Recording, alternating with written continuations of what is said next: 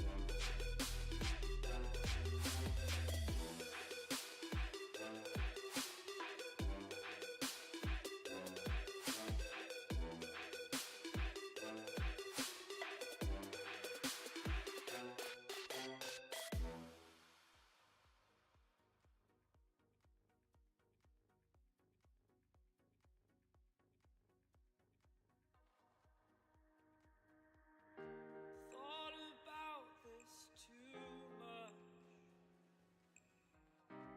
What's there left to say? Throw your stones the river.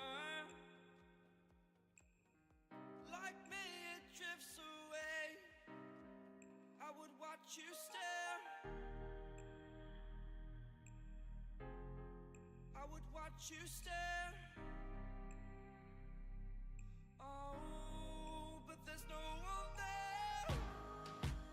We can figure this out. Put your feet down.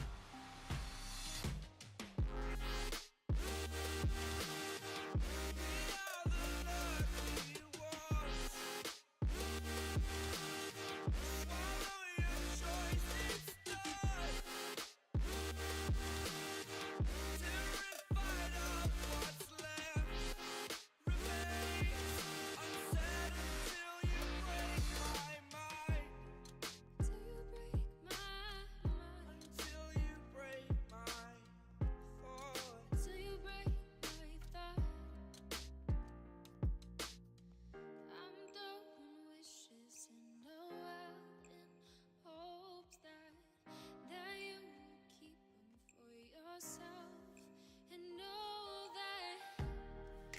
there was a time when we never let go. Never let go. Ooh, we never let go. We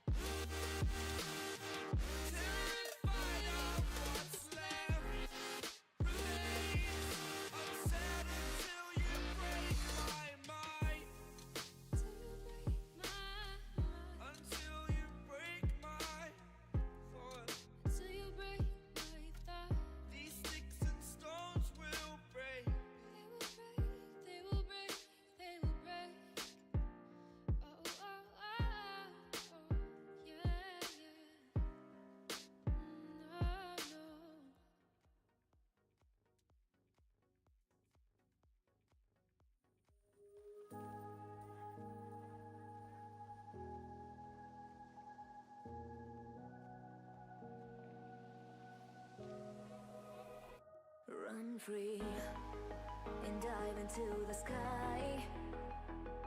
Hear the wind crying out its prayer.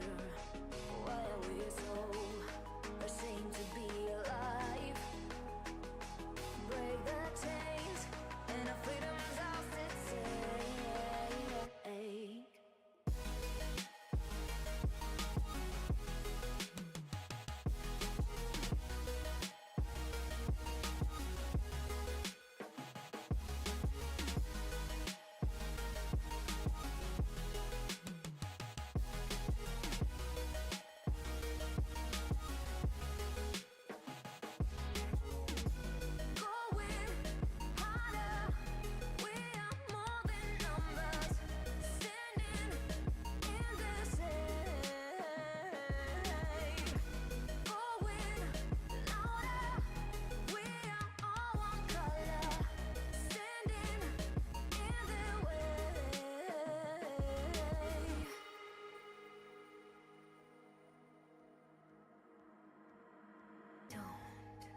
Look behind your back.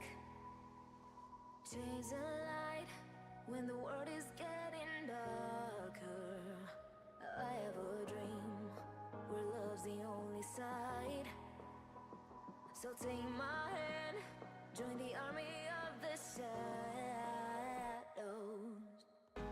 Going harder, we are more than numbers, standing in the shade.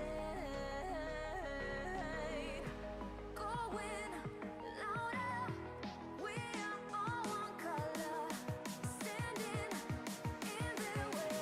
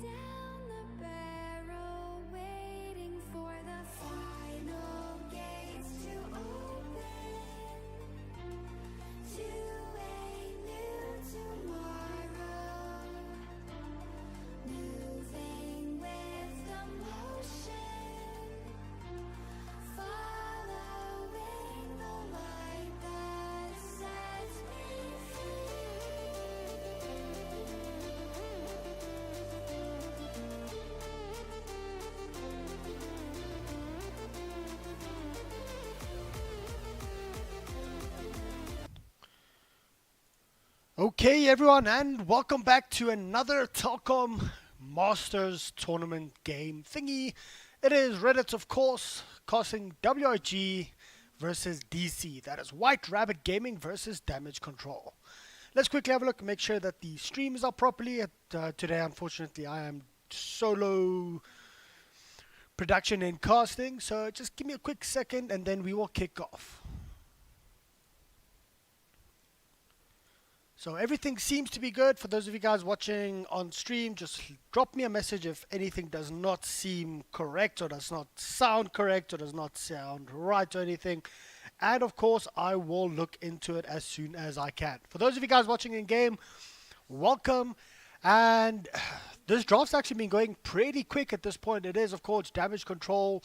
They do have first pick. They went for a Slaughter ban out as well as a Drow Ranger. After that, it was Weaver being banned out, followed by Centaur Warrunner. This, of course, does leave the Pudge in as well as the Underlord, which has been banned out quite a bit. Still sitting around the top in regards with most picked banned heroes of the tournament. But towards the latter stage of Masters, being left alone quite a bit. After that, it was Keeper of the Light, first pick from Damage Control. The White Rabbit Gaming chose the side of Radiant. They picked up Night Stalker and Nyx Assassin. Two roaming heroes, good vision heroes with the Night Stalker, as well as the Nyx with the Vendetta, moving around, constantly scouting out. And those two basically running together are a powerhouse. Extremely greedy by White Rabbit Gaming, but considering they have not lost a single game so far in the Telkom Masters Dota 2 tournament, or in this entire leg so far, I think them going greedy is them playing to their strong suits. Darkseer was picked up next by Damage Control, giving a lot of team fight control, especially with the Keeper of the Light there. They will most likely look to pressure White Rabbit Gaming quite early on. But before, well, okay, White Rabbit Gaming has picked up something to deal with that. But before we get there, a signature hero for Castaway being banned out now here by Damage Control. That is the Invoker, of course, followed up by a Shadow Fiend ban out. Both of them Castaway heroes, well, technically three, you could sort of say. Drow, yeah, sort of. Anyway, White Rabbit Gaming deciding to ban out Juggernaut and Lone Druid. So going for a lot of team fight oriented heroes, banning them out. Juggernaut would have worked very well with the Keeper of the Lights as well as the Darkseer, the Omni Slash into Vac, the Surge, getting him in position. And the Lone Druid still being one of those. I mean, the Range Druid coming into effect is just so strong. And we actually see Damage Control picking up a Clockwork here before I go to the first pick of White Rabbit Gaming. So are we going to actually see them being extremely greedy, sending the Darkseer as a position 4? Coddle position 3, or is this going to be a mid Clockwork? Going to be quite interesting to see. It might actually be a mid Night Stalker here being played by Castaway, but a lot can still happen. White Rabbit Gaming decided to pick up the Shadow Shaman, of course, trying to make sure that they have the early game aggression with the Night Stalker, with the Nyx. They can scout around, get a couple of quick pickoffs, and this is objective gaming at its best. Get those pickoffs and then go for a tower. White Rabbit Gaming also pick up a Slark. So a lot of mobile, a lot of early aggression potential coming through from White Rabbit Gaming. And of course, Slark can always just pop that little Shadow Dance when Clockwork, if Clockwork does cog him, if of course he does not have pounds to get out of that one. And if he's not on too low HP, Clock shouldn't be able to actually kill him. And I think we've just caught up right now with the entire pick and drafting phase. So it went very fast to start off with. But slowing down just a little bit, of course, Damage Control needs their carry, needs someone to be able to stand up to the likes of a Night Stalker as well as a Slark. I would not be surprised if we actually do see something down the line of a Sven or a Lifestealer coming up here by DC. But it's going to be interesting to see. I mean, they could always go for... The big thing here, though, is they've left a lot open, and it's actually going to be a Faceless Void. And I think this might be a Faceless Void carry coming up for Damage Control, which still leaves the side of WRG guessing a little bit in regards with, is this going to be a mid clock, which I think it will be, or is this going to be offlane clock with a very greedy Darkseer jungle, Keeper of the Light supporting the Faceless Void, and then we still have a mid left to be picked. So let's see what WRG decide to ban out now. It is going to be an Ursa, so not quite sure. you can never really, in my opinion, look at WRG's bans that much because they just troll ban a lot of the times. I think 2 or 3 games ago that I cast of WRG, they literally picked up a certain lineup in game one. In game two, they banned out that exact lineup in the same order that they picked them up. So I'm not. That's probably why that Ursa was banned out there. But of course, Ursa does deal very well up against a Night Stalker, so could still technically work in the damage control lineup, even though that would put them on 4 melee heroes. But DC decided to ban out the Rubik. The other, probably they're thinking of Nyx Assassin being pos 4 Night Stalker mid, Shadow Shaman, Night Stalker, sorry, off lane, with Night Stalker mid, Nyx Assassin off lane, and it's actually going to be Murano. So this is going to be a greedy draft from Damage Control. White Rabbit Gaming still needs their next support hero, unless they're actually going to be running a Night Stalker offlane, which I completely doubt. And it is actually going to be a Dragon Knight. So Castaway Dragon Knight mid, maybe.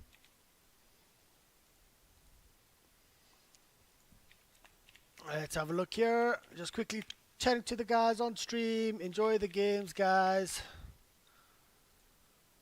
And I've been talking the whole time with the wrong draft screen up. So I've at least put the right screen up at this point. So sorry about that one, guys. Do apologize.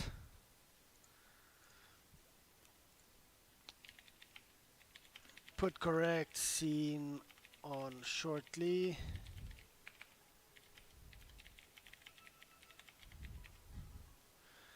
So for those of you guys that were actually watching on the stream, I had the complete wrong scene up at that point. Sorry about that one, but let's have a look here. It is actually going to be, guys, I would always ask you to make sure that your names are correct when it comes to the Masters League, as the rules do state that penalties can apply if your names are not correct here.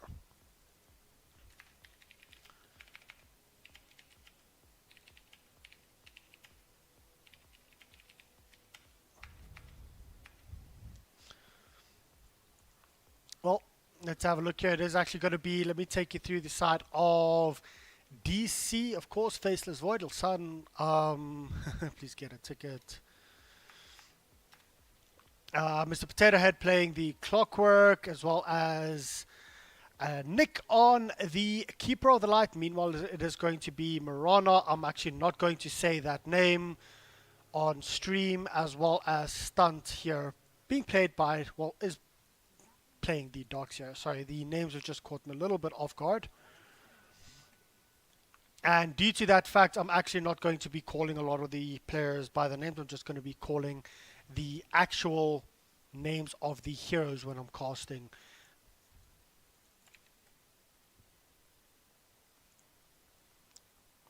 So let's get this game on, making sure that the stream is working. Give me a quick second.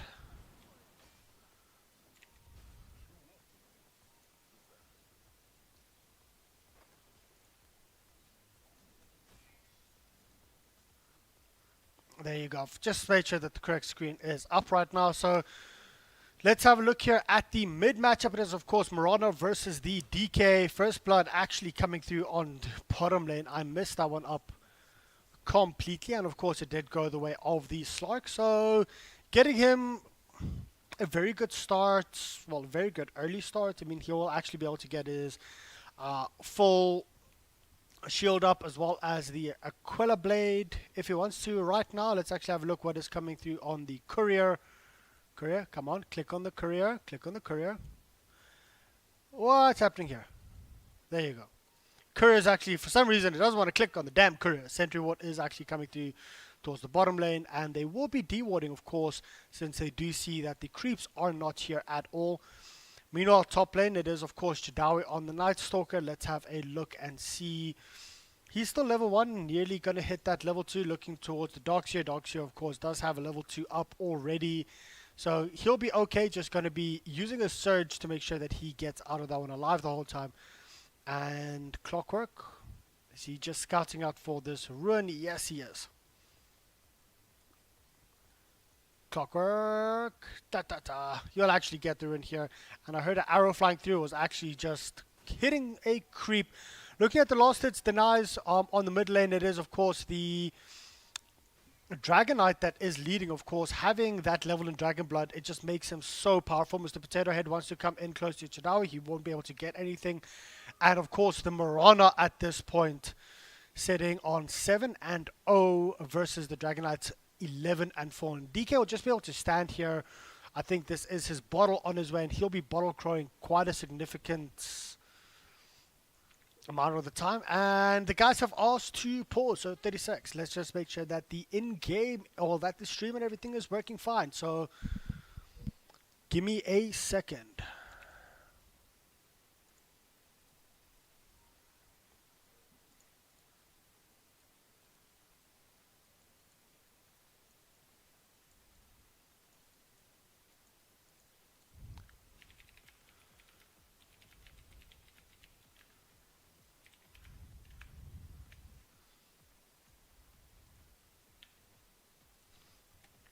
Okay, well, it seems like everything is sorted on stream. Let's just have a quick look here. Who was it that DC'd? Of course, it was the Shadow Shaman. He has just reconnected now as well. And let me just make sure that my audio in-game is actually picking up, because for some reason it's cutting out a little bit.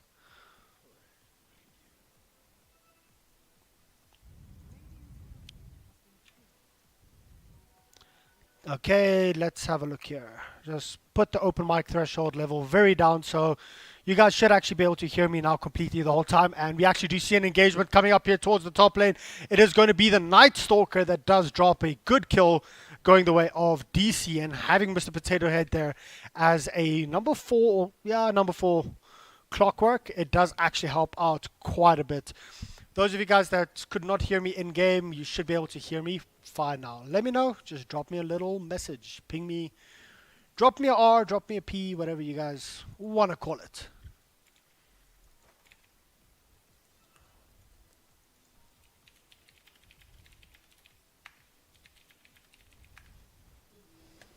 Well, let's have a look.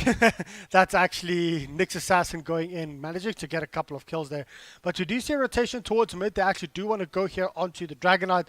Will they be able to get anything? Keeper of the Light is coming through. Of course, he does have a mana leak if he needs to. Are we going to see anything coming through here? Keeper of the Light, I think, might be in vision. Yes, he is in vision, so he just blasts away, and they won't actually be able to get that kill. I think they might have been able to get that if he actually was, if he was there a little bit earlier. And yeah, there you go, Dragon Knight. The TPs are coming in to try and help Dragon Knight. He has, of course, lost a lot of mana, and that's the one thing about Dragon Knight is he is extremely mana intense. Oh, who's gonna get it? Is it? Oh, Shadow Shaman manages to actually get the bounty run, and Clockwork going in for the Shadow Shaman right now. Will he actually be able to get any kind of kills here? He's just trying to dodge it, run around, and the problem is here comes Nyx. He will actually be able to get a good stun off here if he manages to get in range. That range is just ridiculous. Look at that, double the range that it actually is, and Mr. Potato Head might be in a lot of trouble right now. He's actually trying to heal up. Will he be able to get anywhere? I think he will. No, there's no shrines, and he actually does manage to trap Nyx Assassin in. And Nyx Assassin does not have a stun. So at this point, Mr. Potato Head still running for his life. Will the stun be coming up anytime soon? It will not. So lucky Mr. Nyx Assassin, not Nyx Assassin, Mr. Potato Head on the Clockwork does actually manage to get out of that one alive. So well played to him. However, stunt here might be in a bit of trouble. The stun actually did miss here from the Nyx Assassin.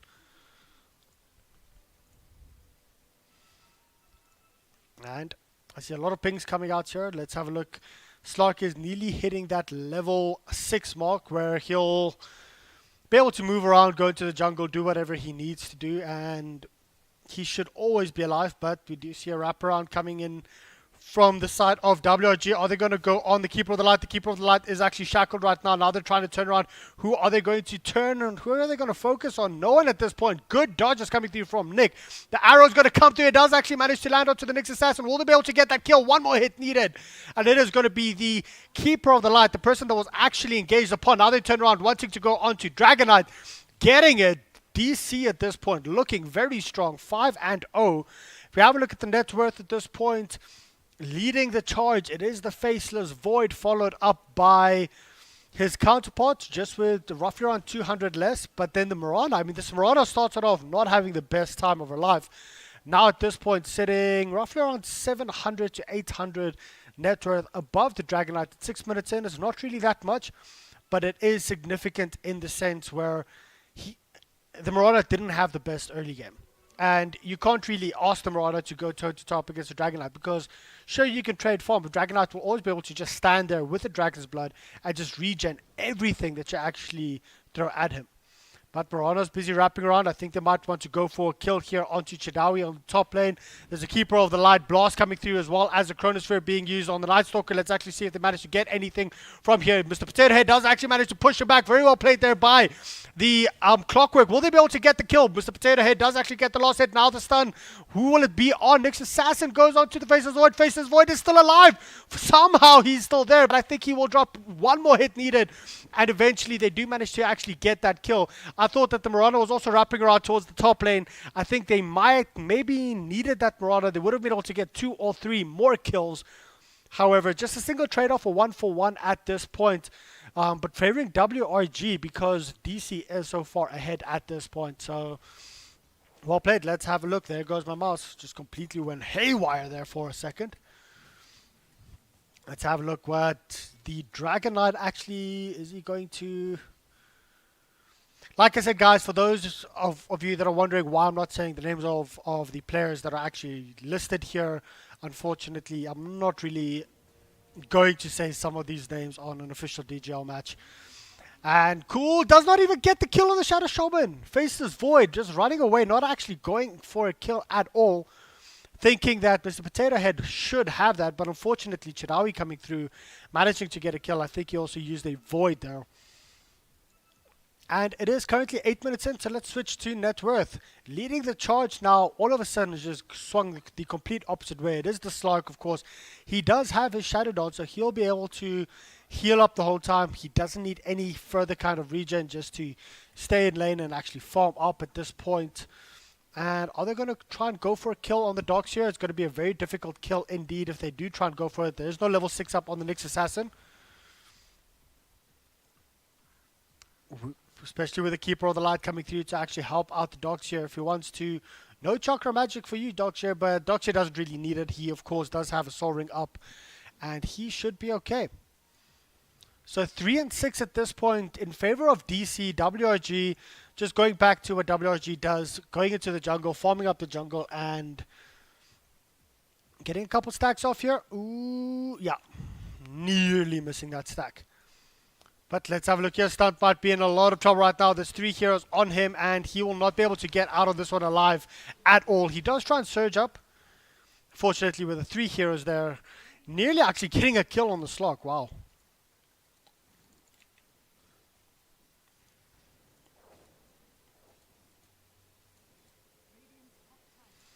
Well, just quickly got to take a quick sip of, let's call it Coke. I used to say, let's, drink a beer and watch a game of Dota, but yeah, I'm drinking Coke now, not beer anymore.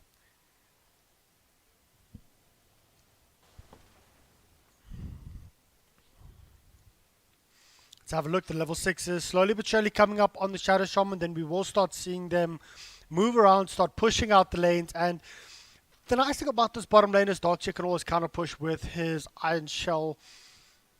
However, as soon as that 6 does come up on the Shadow Shaman, which will be pretty soon, going for Midas.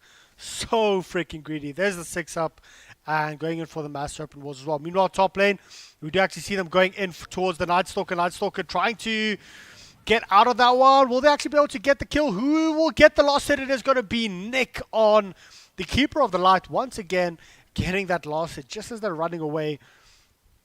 Unfortunately, Night Stalker is tanky, dude, but he's not tanky enough. I think if he actually upgraded his start shield, he should have been able to make it out alive. Yeah. Mid tower though, a lot of farm going to waste. Keeper of the Light coming in towards mid, making sure that he actually tries to get a couple of the right clicks or last hits. Screwing up Murano there a little bit.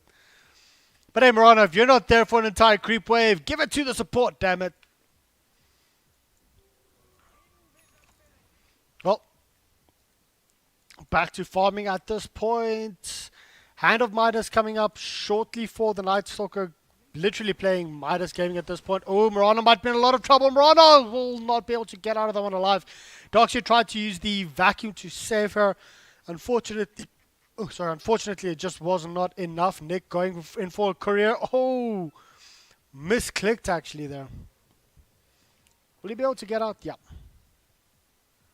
He should have waited till he was over here where the courier was there. He was there so that he could get one hit, 2 hit, and then on the third one, he should have been able to get the kill, even if they speed boosted. Next Assassin wanting to go for the Darkseid. Will he actually be able to get the kill? He's going for it. Let's have a look. No, he's just going for a quick steal to try and get some of the creeps. Faces the Void towards the top lane, not doing too badly, sitting on 4,700 net worth versus the 5,600 up on the Slark. Slark, however, though, is just doing extremely well. And I mean, he does have a Shadow Blade up as well as his treads.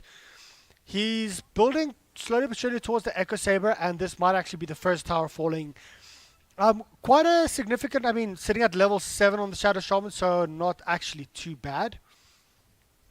But I would have thought the pushes would have started coming up a little bit earlier.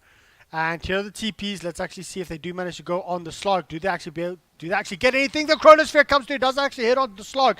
But do they have anything? There comes the arrow as well, hitting the slog. And they don't have any vision at all for him. Slog is just regenning up more than what he's taking. Unfortunately, the side of DC not actually getting the vision, wanting to go on the slog, but here comes the stun straight in onto the Faceless Void. Faceless Void should have his time walk out if he needs it. And on the clock also, no. Yep, clock might be in a bit of trouble. There's the wall vac coming through. That's actually first kill up onto the Nyx Assassin. Now they're turning around, going in onto Chadawi. Chadawi is down. However, the Slog comes in, trying to go onto Keeper of the Light. Keeper of the Light is actually going to make it out of that one alive. However, they're still trying to go for the Slog. Slog is still alive. And Slog wants to counter-initiate. He will, of course, have his Shadow Blade up in 3 seconds if he wants to go. But they do actually manage to get 3 kills. DC playing extremely strong early on. And WRG just overextending themselves a little bit.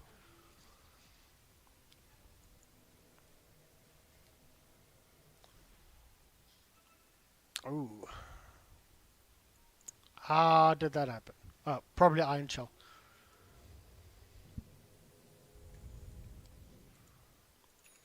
Just give me a quick second, guys. Need to just check this stream and see how everything's going there.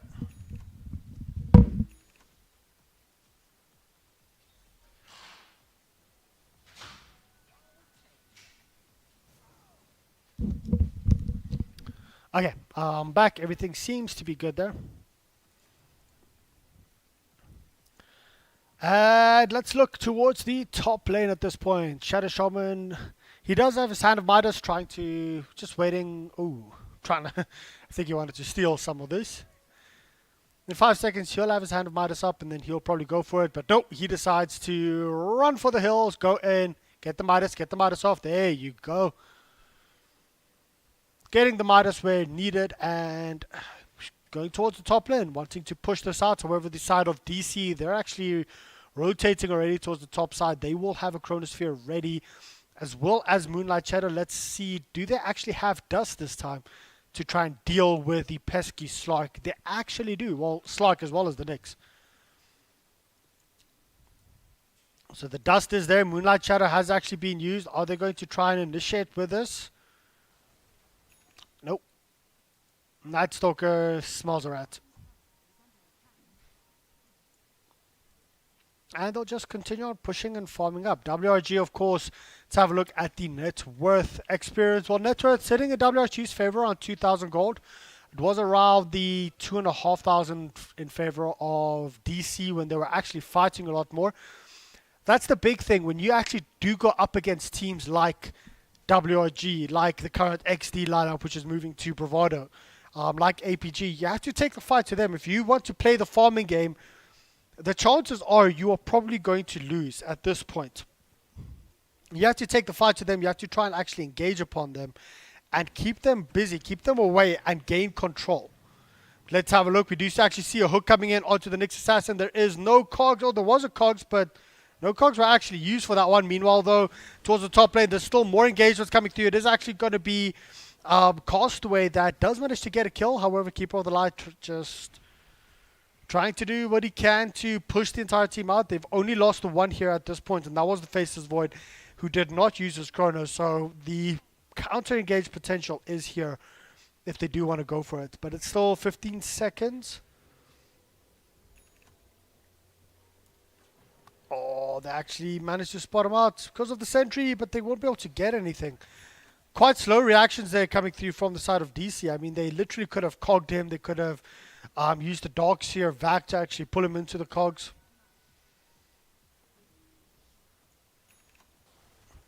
Oh, Faceless Void is here. He does have a smoke, and there you go. Using the smoke straight away. Maybe wanting to go on mid. The Slark is there if they actually manage to catch him. But do they have Dust with them or not? No, Slark's just moving straight into the jungle, and we might actually see the rest of DC just moving in. Are they going to go on the Nyx Assassin? Nyx Assassin is being engaged upon. Is there anything this time? Do they actually have a sentry ward? They do, and this they will actually scout out the Slark as well. And Slark might be in a lot of trouble right now. He actually does. He did use his Dark Pact, so of course the mana leak does get purged off by that. Yeah, dispellable. So basically a single trade-off there, the Nyx Assassin for the previous Faceless Void. I think it's still okay for WRG because if the Slark actually moved in here, the Slark would have been the one to die instead of the Nyx Assassin. So a good trade-off for them at this point. Meanwhile, though, Shadow Shaman is trying to go in onto Clockwork. Clockwork is in a lot of trouble right now. Clockwork will die. Mirana also using her Moonlight Shadow for that. So for the next 112 seconds, 110 seconds, they won't have Moonlight Shadow to actually force the engagement. And they'll have to try and play it passively. And that just works into WRG's favor every time.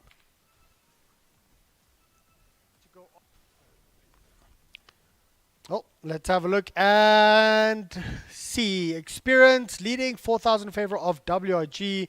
Net worth sitting around the 4,000 mark as well. Around 19-20 minutes in is not really that significant, but have a look at the Dragonite. All of a sudden, Dragonite was quite far behind at this. Well, previously going for another Hand of Midas. Everyone's going for a Hand of Midas at this point, as well as a Blink Dagger sitting on 8,750. It doesn't really seem that way because of the Hand of Midas and a lot of gold in his inventory. After that, it is the Slark sitting on 7,900, then the Mirana on 7,000, and who will they actually be able to get the kill on the Night Stalker? They do. However, oh, nope. Dragonite's coming in. Dragonite's doing a lot of damage onto the Mirana. Mirana, of course, does have leap to be able to get out of that one alive. Mr. Potato Head is busy juking as much as he can, but I think he will actually drop from this. He does push the Dragonite away, so Dragonite does not have anything to... Yeah, well, Dragonite doesn't have anything, but surprise, Shadow Shaman does. Meanwhile, the chase is still on onto the Keeper of the Light. Keeper of the Light. Ooh, the body blocks are there from the Slug. Slug still wants to go in. Will he actually have the pounce? 1, 2, there you go. Pounce in. And one last hit needed. Sitting with 8 Essence Shift stacks. Is there any reveal for him? No reveal. And all of a sudden, WRG just taking the lead and just dominating the entire fight. I don't think that they probably knew about the Blink Dagger up on the Dragonite. I think they should have seen it, to be honest. But Dragonite just being able to blink in there and just doing so much damage. He also has a Yasha up at this point, probably going up towards... Is this going to be a Sanjay Yasha build or a Manta build? It's going to be quite interesting to see. Oh, there's a hook shot once again. Oh, Shadow Shaman having that 4-star, but of course, Mr. Potato Head also... No, he doesn't have a 4-star, but who does of his team? Ah, there you go. Darkseer having a forced off. Forcing Mr. Potato Head out, so very well played. And unfortunately, this Shadow Shaman's actually died quite a bit. Well, this is only his second death. Ah, it's the Night Stalker that's been dying a bit. And bottom tower is being pressured out. This will be the first tier 1 tower that DC managed to take. Getting that tower, will they actually be able to TP up top in time? I think if they do decide to go, they will TP 2 here and 3 top, or 3 here and 2 top. But DC decide, no, they're going to counter push, and they're going to try and push up against the Dragonite. But of course, Dragonite has not used his Ultra Dragon form just yet. And this might actually be WRG's time to counter engage. Yeah, there you go, TPing in. Very well played by Mr. Potato Head, going in, actually getting the cogs down to force anyone back. And this will actually mean DC getting a tier 2 tower in exchange. And I think they should TP back from this. Good TPs, 1 TP, 2 TP. Meanwhile, though, the blink is there up onto the Dragonite. The Dragonite does actually get pushed away, but faces what is going to be the first one to fall. Mirana, unfortunately, using the Moonlight Shadow, but not being able to actually do much for that. That is, once again, the Faceless Void that dropped without being able to do anything. No Chronosphere, no nothing. There is no buybacks up on him either. And they do manage to get the tier 2 tower, and they'll just back off. But DC also at least managed to get a single tier 2 tower. So 2 tier 2s in exchange for a tier 1 and a tier 2. It might not be the best trade, but at least it's something, giving them a little bit more control over this area of the map from the side of from the side of DC. And of course, WRG just extending their lead even further, setting now around 6,000 net worth in favor of them at 22 minutes in.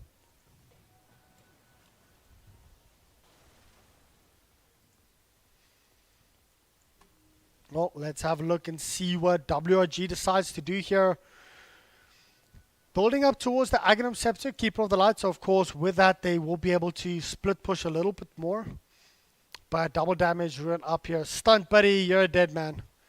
And there's the deep, there's the catch. Is he actually going to even have time to use his mech?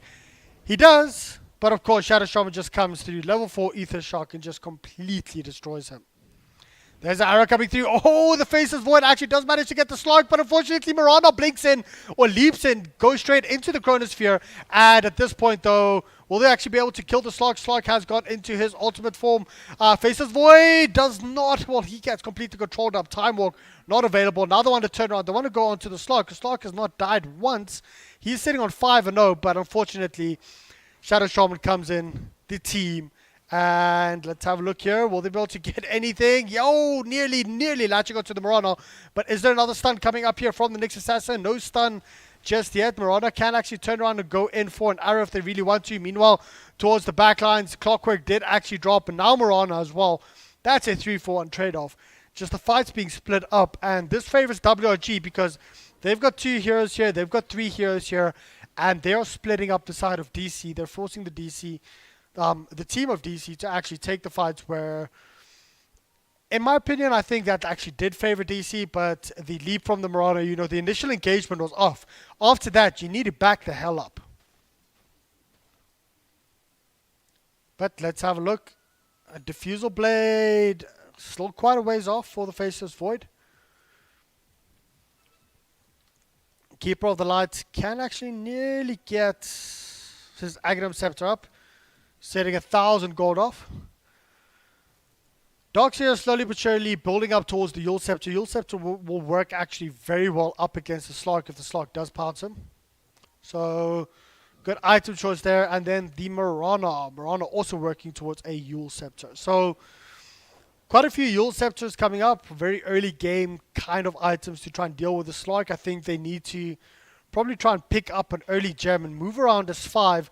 Go for those kills. Go for that pick on the Slug. Go for the pick on the Nyx Assassin. And just try and get a little bit more map control out. However, Night Stalker might actually be scouted out here. Did they actually see him? The arrow's flying through. Arrow will scout him out. Hookshot actually does miss. But there is... Yep, there you go. Darkness is actually being cast. But very well played by Keeper of the Light. Actually using the Mana Leak. And... well, space created, boys. Let's have a look. The pings are coming out here for Rosh. Do they want to go on Rosh? Will they actually Do they have the damage? But of course, the Marana did use her Moonlight Shadow, so they might actually decide to just move around, move in. And Slark actually does scout out the dogs here. And there you go, going straight into Rosh at this point. We know top tower actually does fall for DC as well. So small things going their way, but 10,000 gold lead still going the way of WRG. And let's have a look. Will WRG actually contest this Rosh? I don't even think they care at this point. They're just going to be pushing up towards the bottom lane. Level 19 up on this Dragonite. Heading slowly but surely into that 2 times Dragon Blood and HP regen and armor. I mean, that's going to be 24 armor and 24 HP coming through in a Dragonite form. It's just ridiculous if you ask me. Next Assassin. Scouting it out. Is he actually going to try and... Ooh. Void. They're dead, buddy. Arrow flying through. It actually does manage to hit up onto the Marana. So very well played there. Oh, that's not actually what you want to do. Because now no one can get to the Shadow Shaman. The leap is actually there from Marana. But so Marana will be able to get out of that one alive. Is there a 4-staff usage up here on the clockwork? Unfortunately not. Darks here is going to be the next one to fall. Arrow flying through from the Marana does actually manage to hit up onto Nyx Assassin, but a triple kill here for the Slark. And he wants more. He wants an Ultra. Let's see if he's actually going to go for this. A buyback is used by Keeper of the Light. And the Aegis. Who actually took the Aegis? It is the Marana. So Marana does have a Yule Scepter up, does have the Aegis of the Immortal up as well. It's going to be a difficult push here for the side of WRG for them to be able to kill the Marana with Ags twice. They should be able to do it, but let's have a look and see if they decide to continue the push or just back off and farm. Seems like the call is to back off. And let's have a look at the item progression coming up here for the Slark. Slark going up for a full Skadi, nearly having the Skadi build up as well. So Skadi up as well as Skull Basher, Shadow Blade, probably going to be changing that Shadow Blade into, or converting it into, sorry, my Silver's Edge. There you go.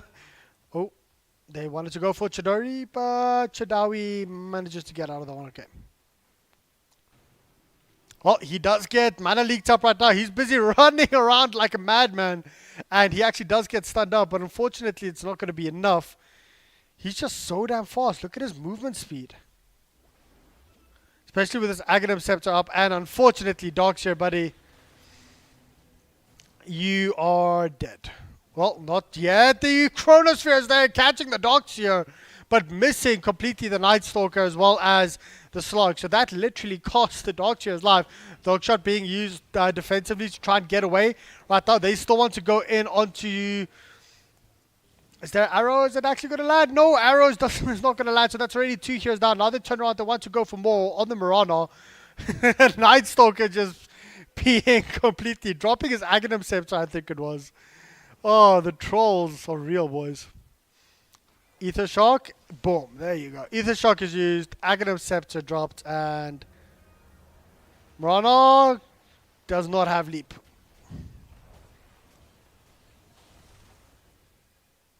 Yeah, the ping is coming out here towards the bottom side because the Chronosphere was completely whiffed at this point. And that probably cost them 2 or 3 heroes. Meanwhile, Faceless Void, he's busy pushing out top. Just trying to get a little bit more map control back, you know, as much as he can. He'll have to actually move in towards the mid lane. But WRG, they're content to say, well, we don't have to push up mid just yet. We can just farm it up, waiting for 1 or 2 more core items. Slark does have his Skadi up. Dragonites, of course, they did go for the Yasha as well as building into the Hood of Defiance.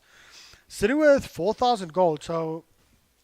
Is he going to finish up a pipe here, or is he actually just going to go full AC and just tank it the hell up? Night Stalker does have Aghanim Scepter up, also slowly but surely working towards... Oh, heard a hook shot there, going straight in onto the Slark. Unfortunately, Slark does have leap, so can actually get out of that one alive. And will there be any kind of counter engage? The Nyx Assassin is there, but they did actually scout him out, I think. This countered him out, but no, there you go. Counter engage once again onto the poor little Shadow Shaman. But Shadow Shaman is still alive at this point. He's just doing so much. This little Shadow Shaman is completely dominating the side of DC, just juking around like crazy. Mr. Potato Head actually using a cog, trying to push them away. Unfortunately, it's not enough. Will there actually be a Chronosphere? The Chronosphere comes through onto the Dragonite, but the Dragonite is the tankiest hero that you can get. That's not the hero that you want to go for, and unfortunately, 2 heroes have already fallen. This is going to be the third. And it's actually going to be Chidawi does not drop from that, but unfortunately, Mr. Potato Head, nope. They actually do manage to get a single kill, as well as they use the buyback. But the problem is the Slark is just so damn tanky. He's just hitting everyone and going crazy. He wants to go for into the Faceless Void. Faceless Void does have Time Walk, but it's not enough. That, I think, is a dieback up on the Faceless Void. They managed to get a single kill up onto the Shadow Shaman, but it's just definitely not enough. Yeah, that was a dieback up on the Faceless Void. And having a look at the net worth at this point, sitting at 20,000, all of a sudden skyrocketing. 31 minutes in. WRG just have this game basically in the bag. The damage output is just not there yet from the side of DC. Mirana, unfortunately, does not have what she needs. She only has an Aghanim Scepter. They might actually be able to get a single kill there. Will they be able to get more? No. Slark is just... Yeah, Slark is going crazy at this point. And are they going to try and go for more right now? Mr. Potato Head does actually have a hook shot. If he wants to get into better position, will he go for it? Will he go for it? Getting the hook shot? Oh, unfortunately not. Slark standing up towards that side, so the Sentry Ward is dropped. Another Sentry Ward will probably be dropped up here. And no! Oh, Darkseer narrowly missing the pounce. Or the pounce narrowly missing the Darkseer. Now... Slark, he goes into his ultimate form, and will they actually be able to get anything further from this? No, the cogs actually did push him away, but he's just going crazy. He's going ham. He manages to kill the dogs here. Now he wants to go for more up onto the clock. And is there a... There is actually a Chronosphere. Unfortunately, it's just not enough. I was nearly getting happy there for the side of DC. 4 heroes down. This will be a next lane of Rax, and I think it might just be GG. Coming through. WRG, though, taking their time, sitting 33 minutes into this game. DC playing extremely well towards the early stages of the game. A couple of buybacks coming through right now for the side of DC. Arrow coming in. Does actually manage to hit the slot. No Dark packed off, but unfortunately the blink is there from the Nyx Assassin, as well as the Dragonite. Now the Wall Vac combo is there from the Darkseer. Do they have enough? The Dragonite illusions. Dragonite onto Dragonite, but the... If you have a look at the amount of HP regen that this DK does have, it's just crazy. Moonlight Shadow does actually get used. Do they have enough? Darkseer. No, he just dies. GG's coming through, and we did not even see a 25 Darkseer. Oh, well, he's... Yep, there you go. The amount of armor that this thing has is just freaking ridiculous. Wish I had man of this game. GG, well played, guys. We'll stay tuned for game number 2. It will be coming up shortly. Congratulations to White Rabbit Gaming for taking game 1 up against DC. Stay tuned. We'll be right back.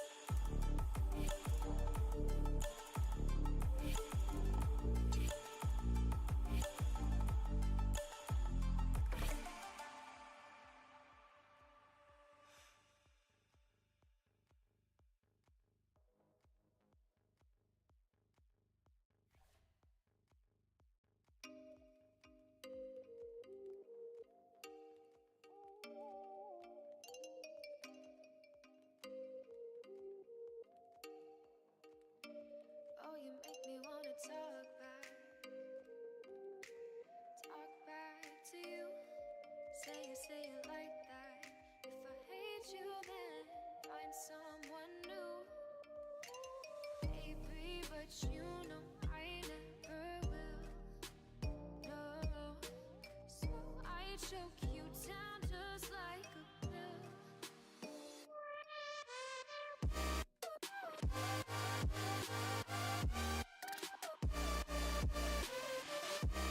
Oh yeah.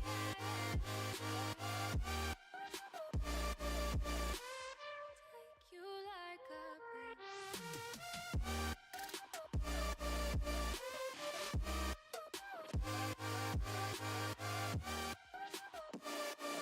Can my fill you like a pill to get my fill.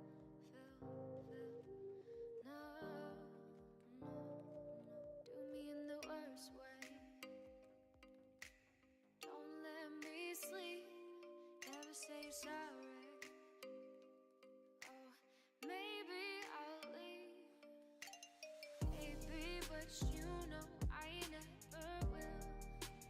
No, so I choke you down just like a pill.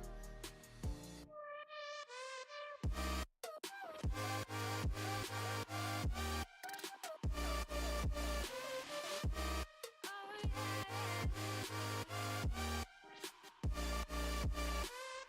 Take you like a pill.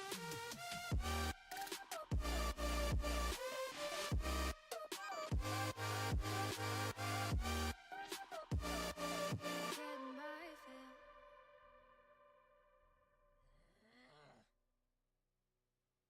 Radiant team ban. There was a time when you had me falling to the ground, like a king without a crown. Whoa, why you make it hard? Don't let me down. You might as well be lost, but I'm found. I'm waiting for your love. You just keep me hanging on, and I deserve to stay, and I'll find my way. Just know you're not alone, 'cause I'm your home. I wanna be with you always. Know you're not alone, 'cause I'm your home.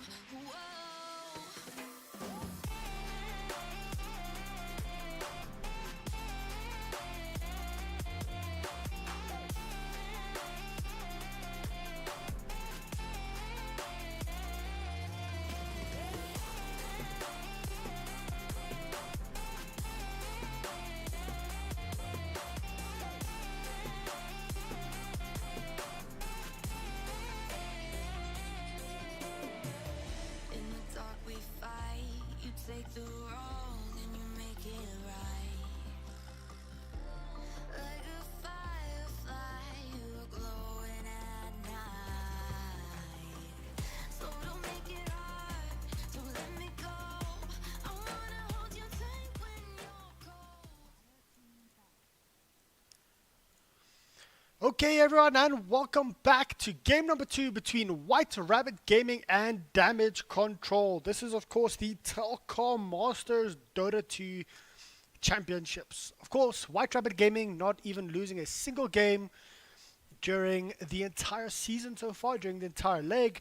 Of course, beating DC in game number 1 in around the 33-34 minute mark, if I'm not mistaken.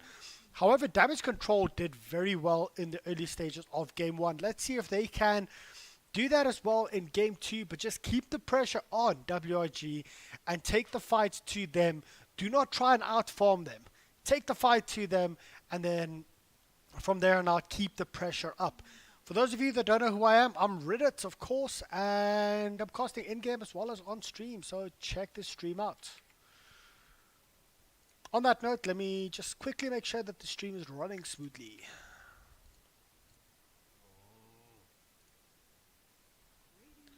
Well, seems like everything is fine there. Let's jump straight into this. Of course, it was WRG this time that did have first pick, banning out once again the Weaver and the Slaughter, both minus armor heroes. Both Weaver can be played as a core offlane or even as a 4-position support, with the bugs, of course, giving extra minus armor.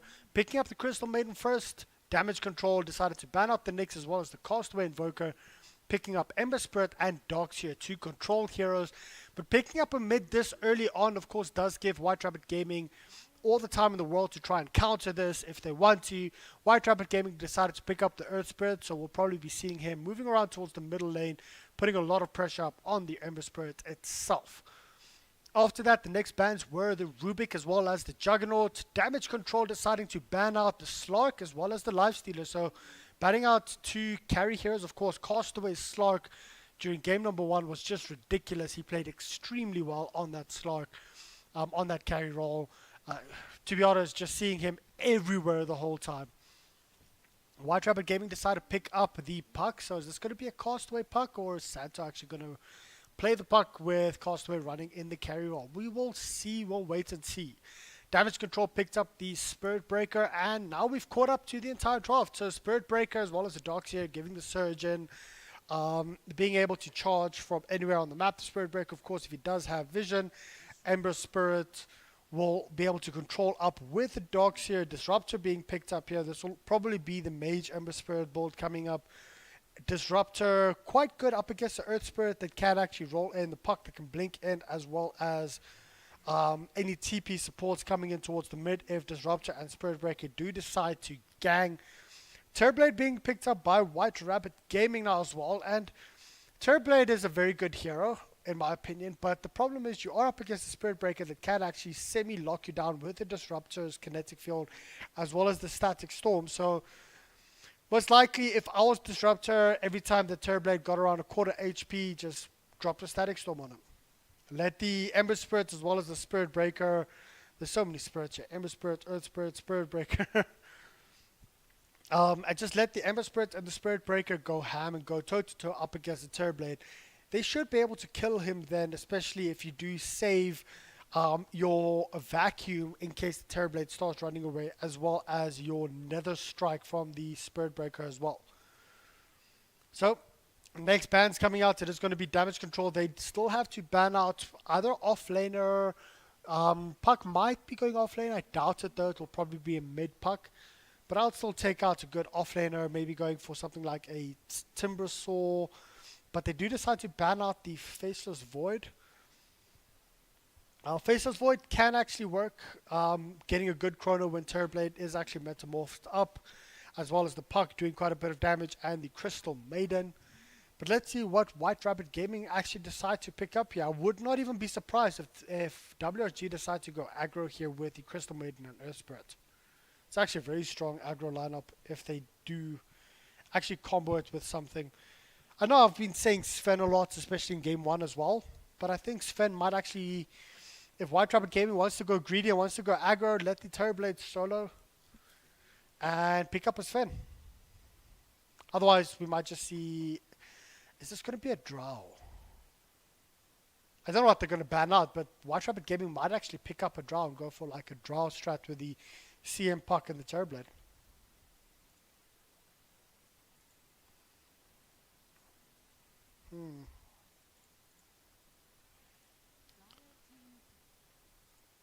Well, they do ban out the Lone Druid. Lone Druid, I'm not sure DC would have picked up the Lone Druid. I mean, if they haven't picked him up during like the first 4 picks.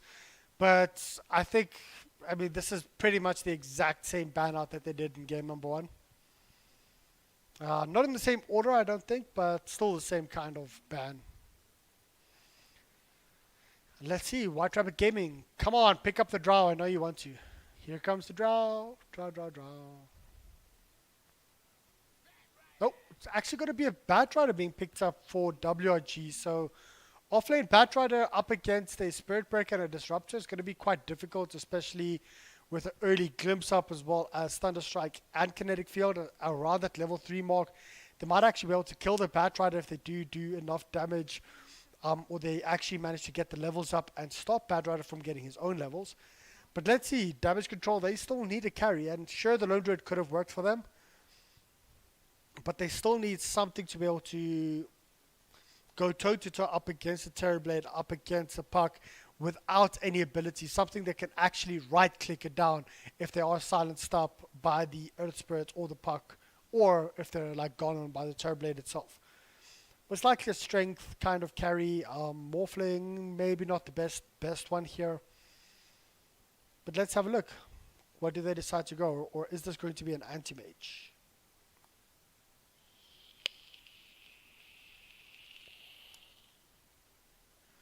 Well, 45 seconds still left here for DC to make that final pick.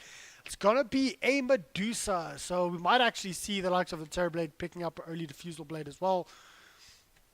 But Medusa might actually work up against the Batrider, constantly stealing up the mana.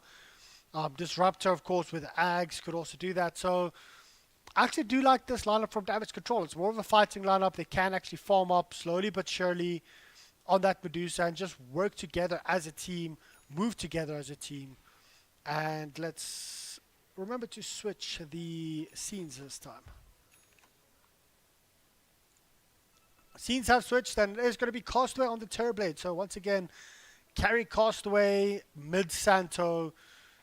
Chadawi on the Batrider, off lane. Whelp is playing the Earth Spirit. This time they have their names correct, and Schlinks is on the Crystal Maiden. Meanwhile, towards the bottom lane, Medusa is being played by LH Son. Don't know how to say her name. I still don't. So I'll probably just ping you after the game to find out.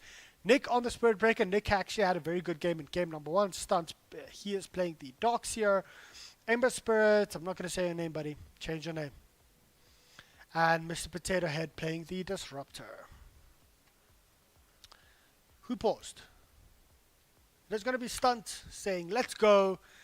And this is, of course, game number 2 between WG and DC. WG winning game 1 quite easily towards the later stages of the game, but DC put on a very good show. I think it was 10-4 towards the early stages of game 1. And they were actually leading for most of the first 8 to 10 minutes of the game, by around 2,500 experience and net worth. So let's see if DC can do that again. While busy running around, I see a lot of pings coming through. Just giving up words. And a big smoke rotation coming through. Will they actually be able to kill Castaway? I think if they manage to actually get in range. Who's leading the charge here? It is actually going to be the Ember Spirit. He will go up with his Searing Chains. The charge is actually there onto Terrorblade. There it is. Searing Chains actually being used as well as a kinetic field. This might just be the first blood going up on Castaway. Stunt getting that. And this will also mean they get a Ruin. Probably send someone towards their Bounty Ruin as well. But it's still going to be a 2 for 2, Bounty for Bounty.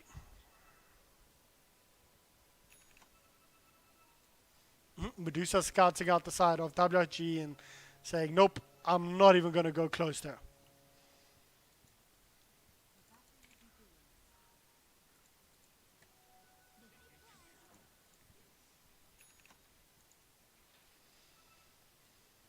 And let's have a look. What's it going to be? Net worth. Leading the side of DC, of course, because of the first blood. Last hit and deny. So Sentry Ward is placed up here towards the middle lane. Of course, just scouting out that high ground vision. And giving the Ember his own high ground vision as well. And this is the aggro lane coming through from the side of WRG. Quite an interesting one. The aggro lane with the Batrider as well as the CM and Whelp up on the Earth Spirit. But the support's coming in. Nick here with the Spirit Breaker as well as the Disruptor.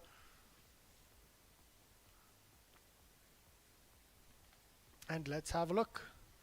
They cannot have any sentries, so good ward here from DC, from WRG. They do actually manage to scout everything out.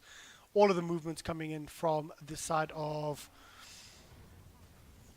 DC, but there's the roll up. This should actually tell them that they do have vision there, and all of a sudden they will back off. This is a 4-hero rotation, or 3 heroes, 4 heroes, yeah, from the side of DC moving up here. Of course, Darkshire coming through from the top lane, and this is actually going to be Medusa rotating, going up towards the top side, and leaving Darkshire mostly here towards the bottom lane by himself. I think he'll be okay with that. He should not actually die this early on. He will have his level 3 up shortly as well. Getting up to early levels, and slowly but surely, Earth Spirit, he's just going to be rotating through, moving towards top. Another TP coming through. This is, of course, the Disruptor, so going aggro themselves, DC. I do like this, splitting up and actually making changes here. Neg does scout out Whelp as well as Slings coming through, and he, of course, leaves that bounty run. He's just like, screw that. Ember Spirits, are you going to come up to the shrine, buddy? Nope, they actually do want to go into Nick. Unfortunately, the roll actually missed. The Earth Spirit missed the roll there. And Crystal Maiden still sitting on level 1, so won't have a level of Frostbite up just yet. They're still pushing in very hard. They won't really be able to do anything further. I do think that they did ping up the shrine, so they do want to go for the shrine here with the Ember Spirit. But they have to be very careful because 2 of the heroes here are still hanging around. Whelp. This is 4 heroes mid for the side of DC. Just trying to protect up the Ember Spirit. Ember Spirit heading towards the outskirts there, and he'll be able to go back towards the middle lane. So very passive starting off here. 14 and 6 leading. Oh wait, there's a charge actually onto Puck. Will Puck, oh, unfortunately missing both the Searing Chains as well as the Charge of Darkness up on the Puck. But let's have a look at Lost It's Denied, sitting Terrorblade leading the charts with 17 and 6. Then it's 11 and 3 up on Santo mid. And then after that, it is Batrider here, Chadawi. So the top 3 lost hitters at this point in favor of WRG. I think the side of DC, I did say that they need to be aggressive, but they actually need to get some kills because otherwise it's just giving the side of WRG a lot more time to farm up. And, well, looking at mid, 13 and 3 versus 10 and 2, it's actually not that far off. The biggest problem here, though, is Castaway. He's, at this point, getting free farm, and he's solo top. DC need to capitalize on this, in my opinion. They need to rotate the supports up, smoke them up, and actually try and go for a kill up on Castaway as soon as possible.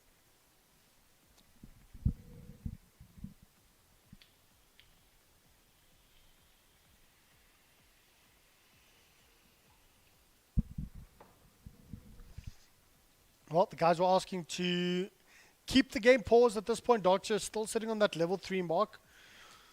It seems like this game's actually been on a lot longer than it already has because of all the rotations, all the wraparounds, all the misganks, and only sitting on 1 and 0, that early kill up on Castaway here towards the top lane. But it does seem like the supports are heading towards top to actually help out the Medusa. And let's see, will they actually be able to get a kill up onto Castaway? No, he's setting in his illusions, but that should be scouted out. And there you go, Disruptor actually going straight in onto Terrorblade right now. Terrorblade is being caught in the kinetic field, and this might just be Terrorblade's death once again. 2 kills up for DC. Oh, this might actually be the first death here for the side of DC. 5-6 sticky napalms. Oh no, another pause coming up.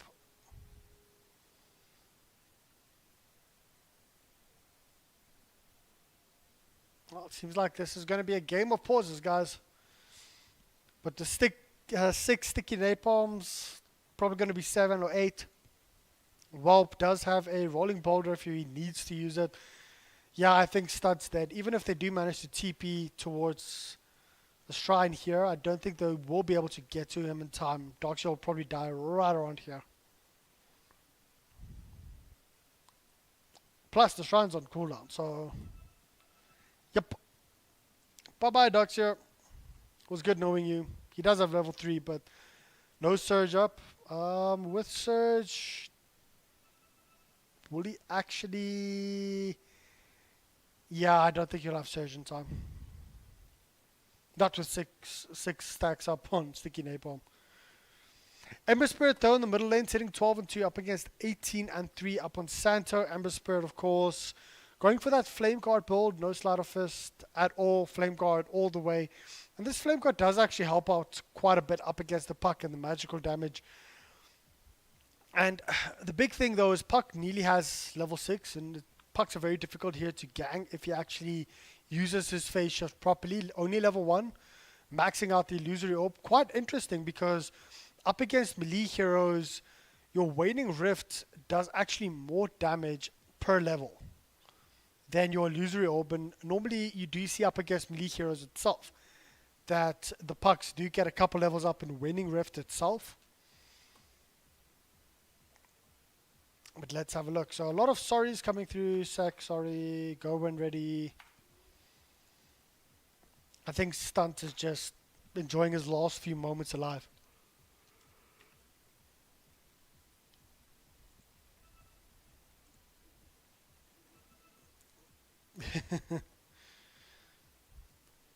This guy's busy trolling and taunting each other a little bit. Good banter coming through.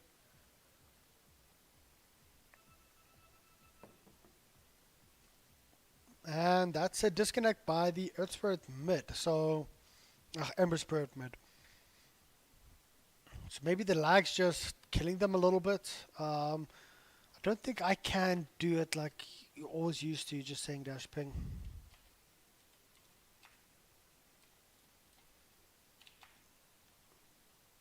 Rack ping. Nope. Can't do it. Can't do it. And this early on in the game, there isn't really that much to talk about specifically. I'm looking at the Medusa's item build, going straight in for that Dragon Lance itself. Brown boots into Dragon Lance. Dragon Lance is very good on a Medusa because it does give you quite a bit of stats itself. A little bit of survivability. I think Dragon Lance is probably one of the best stats, cheapest and best stats items in the game, sitting at under 2,000. Dogs here slowly but surely working towards the soul ring as well. He does have the recipe. Probably only get it around the 6-minute mark, especially with his death. Ember Spirits. Do you have anything in the courier, buddy? Nothing in the courier. Why don't you? You have your bottle and your Pullman shield, so you should still be okay. Puck gone for null talisman as well as a bottle. Who does have boots of speed up if he needs it. I just sound like a parrot right now reading what everyone has in their stashes. Boots of speed up on the Crystal Maiden and Earth Spirit. Of course, not having boots just yet. Can buy them now if he needs to, but also has the Windlace. Reconnect is up, guys, so let's have a look and see if Doxia dies around here. Well, he's gone further, and he manages to pick it up, and Doxia does have Surge. Does he use his Fairy Fire and Surge out? Nope. Lasted a lot longer than what I actually thought, so well played. Doxia managing to get up a Magic Stick before he died as well.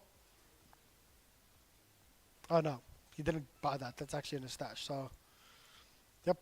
Minar Castaways move straight into the jungle, of course, having a Quelling Blade up as well as a full Poleman Shield. He'll be able to clean through the jungle pretty fast, and this, of course, does give the Medusa a little bit of free form. Mid. Chidawi, what are you doing there, buddy? Tower's hurt. But Ember Spirit did actually manage to get out of that one. And with 4 heroes here, mid from WRG, do you see a TP coming in from the Ember Spirit? Does put up his Flame Guard. The Park has actually used his phase shift. If he can get in, can't get it close enough to actually get anything off. But Terrorblade does go into his Metamorphosis state right now. They're trying to actually get a kill. Who do they actually focus on? Unfortunately, the Disruptor is turned around completely. And use your Mana Shield, buddy. Medusa not activating his Mana Shield at all there. Maybe just giving up on life. Never give up on life, buddy. There's always hope. Always hope, especially just to get you here. But a good counter kill, couple of counter kills coming through there for the side of WRG. Especially up on Castaway itself. Castaway getting that level 5 now. And unfortunately, Medusa might be in a lot of trouble right now. There you go, activating the Mana Shield, but it's not enough. Actually might be, you see. You'll see, use the Mana Shield. Mana Shields help. The charge is actually coming in onto the Earth Spirit right now. Will they actually be able to get the kill? Do they have enough? Is there any kind of, is there a glimpse? Yeah, there you go, glimpse as well as the kinetic field coming through. But unfortunately, kinetic field does not do crap up against the Earth Spirit. Well, manages to get out of that one alive.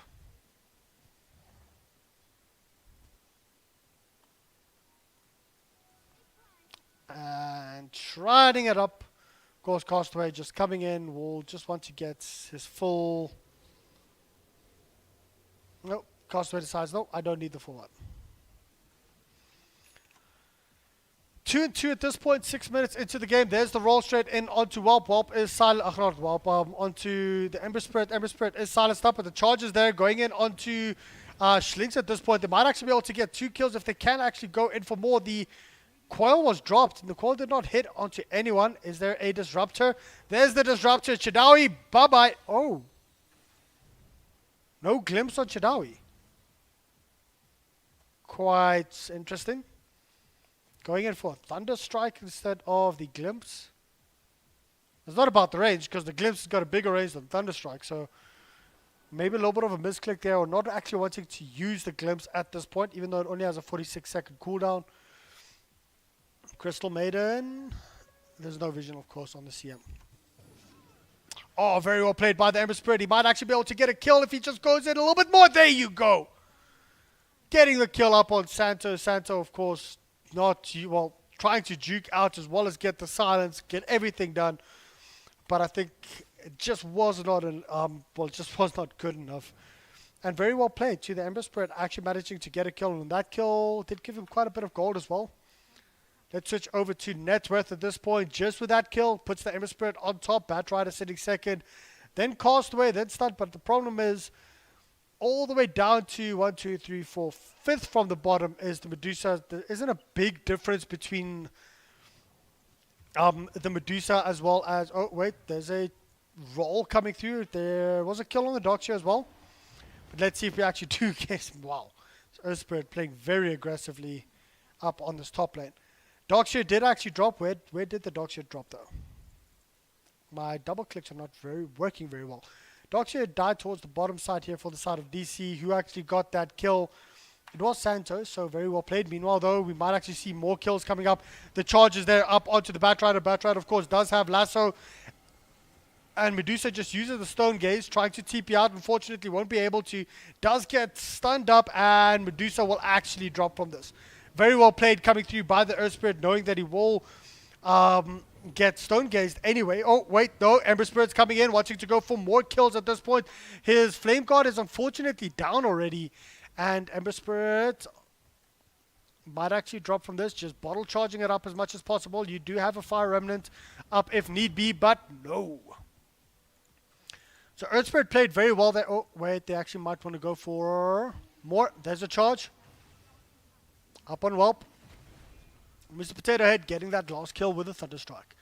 So the Earth Spirit knew he would be Stone Gazed up, but he still turned around and actually managed to cancel that stun on the Medusa. Very well played. That actually managed to net the side of WRG 2 kills in that entire team fight. And, well, opening up the fight recap a little bit late, but WRG is sitting with roughly around a 3,500, nearly 4,000 net worth advantage at around the 9-10 minute mark.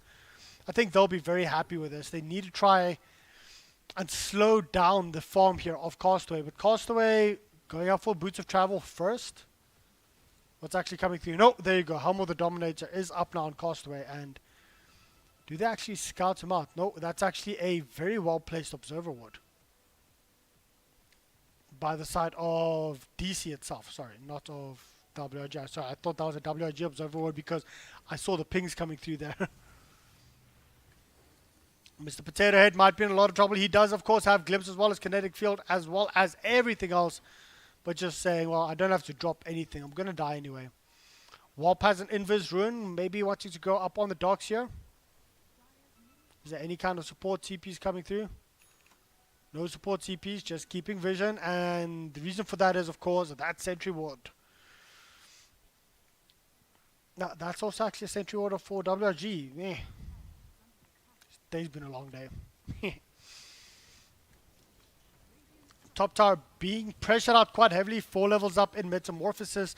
Just does so much freaking damage as well as the illusions. And now the semi-unstoppable push just starts with all of these illusions coming up for the Terrorblade as well as this Metamorphosis giving you an extra 80 damage itself. Looking at the damage, 166 damage. I mean, that's ridiculous. But we did see a kill onto Medusa. Medusa did actually use her stone case there, and she did manage to, well, she actually still died from that. Are we going to see any kind of kills? Oh, just look at these. The golems just constantly chasing up the Spirit Breaker, but they do actually manage to catch out the Crystal Maiden. Crystal Maiden will drop from that. Is there going to be any kind of follow-up? There is a charge if need be, but no, it is actually going to be a very good pucked jaunt with the Illusory Orb coming through there. And puck, is there going to be a charge? Charge of Darkness. No, it's actually going to be the ultimate, the Nether Strike coming up on the puck right now. Now it's a charge onto the Batrider. Batrider uses the Flaming Lasso up onto the Disruptor. No one has died just yet. Batrider is extremely close to dying, but the puck might actually be able to get the kill. No, it's going to be Whelp up on the Earth Spirit, managing to just turn around and get that last kill. The fight's just being extremely scrappy at this point for the side of for the side of DC and WRG.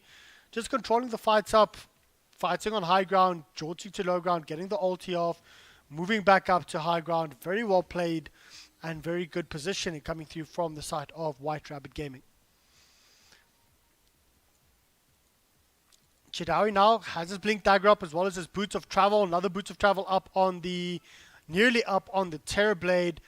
Let's have a look at the rest of the items coming through. The puck also building up probably towards that Boots of Travel. Earth Spirits does have a Hand of Midas, sitting with nearly 1,000 gold. And Crystal Maiden also sitting with around, also going for Boots of Travel. So Boots of Travels all the way around for the side of WRG. I think this will like be one of the first times that I've actually seen 5 Boots of Travels up on an entire team.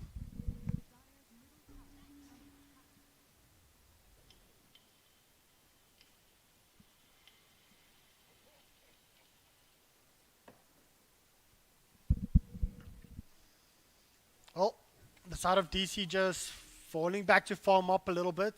Darkshare moving it towards them back, still quite a ways off at this point. There's a charge coming off onto the Crystal Maiden, but Whelp is there. And is this going to be a dead Spirit Breaker? The bait is real, coming through Mr. Potato Head. He does actually manage to not get anything off at this point. He is silenced. Will he be able to actually get a Static Storm off? He does get it, but unfortunately it's not going to be enough. He does have a glimpse if he needs to use it. No, but Mr. Potato Head is actually still going to drop from this. Yeah, they're standing like on top of a lot. Here comes Batrider with the Boots of Travel. Actually does manage to get the lasso up onto the Darkshare, but he will drop from this. One more right click needed. Killing spree ended. That's actually a lot of gold.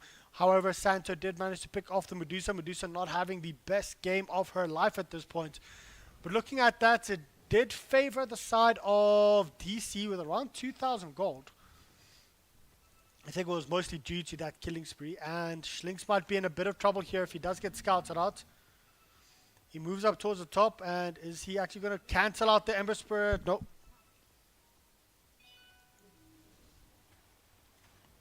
Slinks just completely drawing everyone out the way. Oh, no, but there you go. Another Mr. Centaur just running around in the Boots of Travel coming up. Unfortunately, this is going to be the death of the Spirit Breaker. Spirit Breaker does have Charge of Darkness up in 1 second. Does he actually manage to get it? Will he die from any kind of attacks coming through? The blink is there up on the Batrider, but very well played. Ember Spirit using Searing Chains.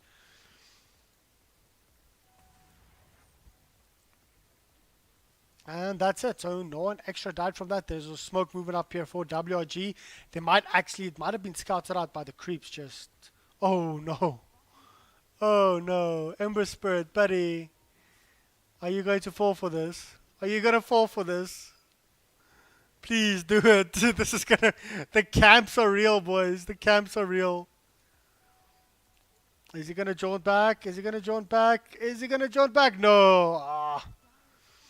That was just very sneaky play coming up for the side of WRG. I love seeing that. I love seeing how the guys are having fun, while they're actually playing. So, well played there to WRG, camping it out. But unfortunately, Ember Spirit decided to push up towards the top lane rather and get that tier 1 tower top. And there you go. Ogre Club up. So, Dragonlance up for the Medusa. Dogs here did actually drop there, once again falling to... He actually fell. Where did he die? Wow. Okay, he died very deep in. But I did hear a puck ultimate coming through. It is going to be the Disruptor dying. Unfortunately, Disruptor not casting her Static Storm at all. So that's only one here down at this point. Santo is on very low HP. Will they actually be able to get the kill here? Santo might actually die. He needs one more right click. He does, but the Queen of, not the Queen of Pain, the Crystal Maiden is getting a full duration ultimate off. And unfortunately, the Ember Spirit is the next one here that they want to go for. Will they be able to get a kill? Yeah, they will. And unfortunately, Medusa did have a Stone Gaze there up for the entirety of that fight, but it's just not going to be enough. Nick managing to keep the Medusa up just a little bit longer, keeping the Medusa alive. Now here you go, Disruptor playing the short cooldown strat, managing to get the Static Storm off. Castaway might be in a lot of trouble right now. Will they actually be able to get the kill? There you go, Yule Scepter up, and just before he can do anything, managing to get a very good Searing Chains as well as Sleight of Fist. So looking at that fight recap, 3 heroes, 3 for 2 as well as a buyback. Quite an even fight, going slightly in favor of WRG due to that buyback. And looking at the net worth, it's still hovering around that 8,000 mark. Still climbing and growing slowly but surely to WRG's favor, but it's not big increments anymore. So DC doing very well at this point to try and keep that down. But let's have a look and see.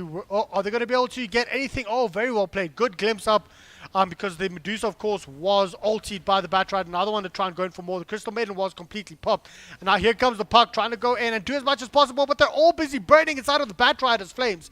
And will they actually be able to get a kill? No, Ember Spirit.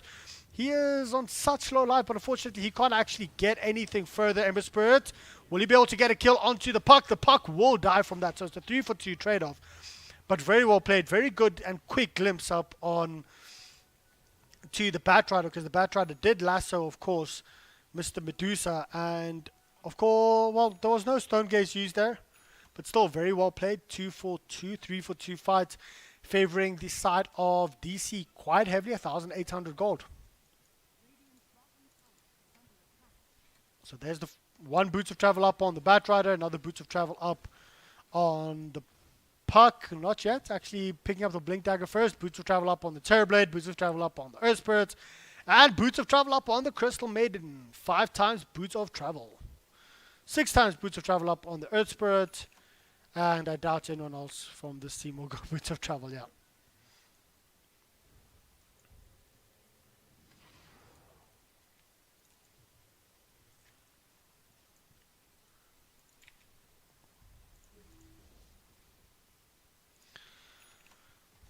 Well, guys, let's have a look at the rest of the farming pool, the item progression coming through from WRG. I think they might have noticed that they actually need to just get a couple of items up first.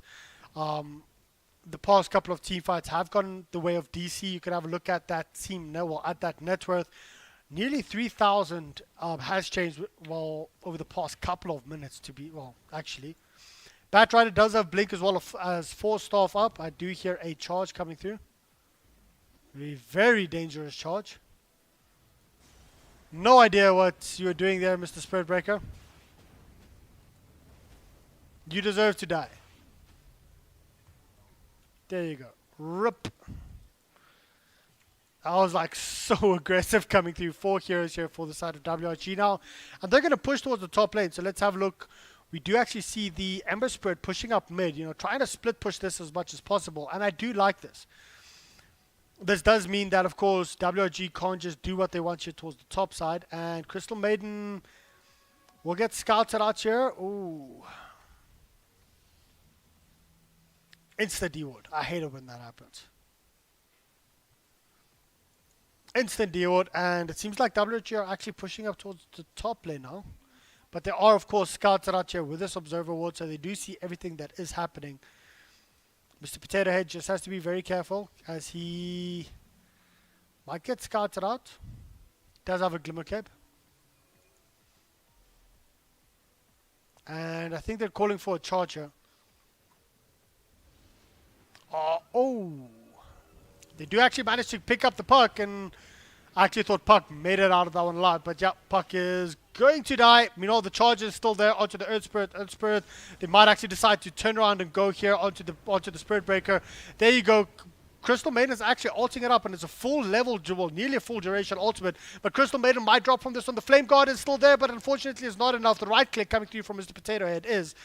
Now, there's the blink in, and unfortunately, Castaway is here on the Terrorblade doing a lot of damage. Will they actually be able to turn around and do enough? There's the wall, the vacuum as well. The illusions coming through. Walt might be in a lot of trouble. He does actually manage to get out of that one alive, barely, with only 60 HP, and eventually they do manage to pick off the Medusa, and now they actually want to go for more. They want to go in onto the Ember Spirit, and Ember Spirit will be able to get out of that one alive. Disruptor, though, I don't think will.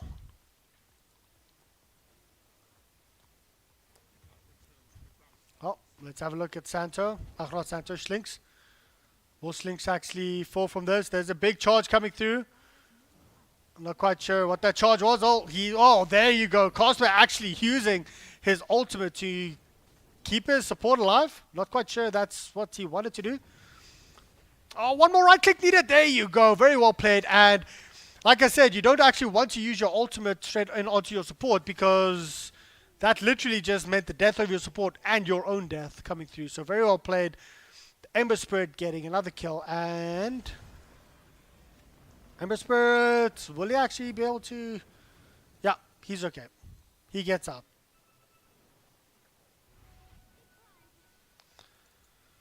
So, looking at the net worth right now, still hovering around that 6k mark at this point. So, still going a little bit back towards the even mark here for the side of DC. Not by much. It's still back and forth, back and forth. But DC playing this very well, knowing that they have to get pickoffs where they can. The Maelstrom is up here for the Ember Spirit. The Medusa going slowly but surely towards the Lincoln Sphere. Does have an ultimate orb up. He is being pinged out at this point. So are we going to see Earth Spirit?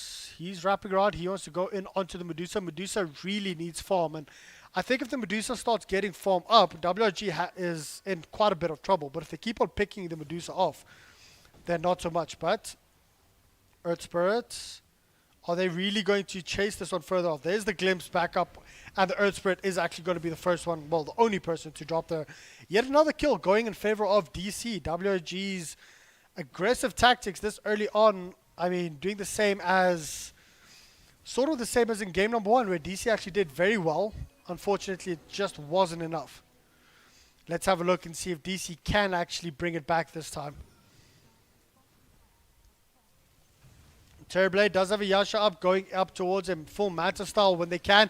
Can they actually manage to kill him before he uses his ultimate? There you go.